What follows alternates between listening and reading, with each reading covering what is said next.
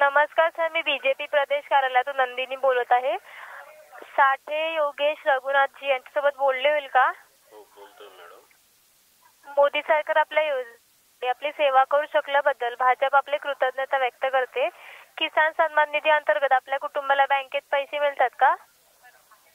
मिळतात ना. आपल्याला हे जाणून आनंद होईल की आपल्यासारख्या 11 कोटीहून अधिक शेतकऱ्यांना किसान सन्मान निधीचा लाभ मिळत आहे. तर आगामी लोकसभा निवडणुकीत आपण भाजप किंवा त्यांच्या मित्र पक्षाला पाठिंबा द्याल का? नाही मॅडम.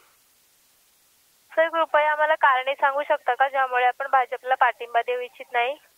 कारण मॅडम आतापर्यंत जे काही तुम्ही सन्मान निधी दिलाय ना त्याच्यात हा. शेतकऱ्याचं काहीच भागत नाही. अच्छा, शेतकऱ्याच्या मालाला भाव द्यावा. मालाला भावाचं जाऊन देते 2000 रुपयात काहीच होत नाही. किराणा सुद्धा येत नाही. बरोबर. तर ते आपली विधानसभा अकोले आहे का?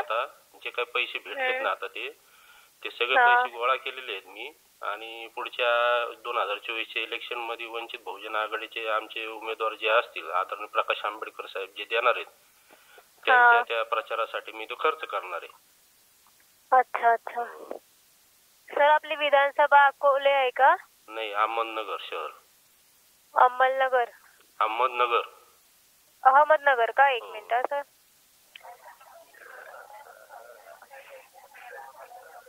अहमदनगर सिटी. ठीक आहे सर, मी ते आपले बोलणे मेन्शन करते. शेतकऱ्याच्या मालाला भाव द्यावा.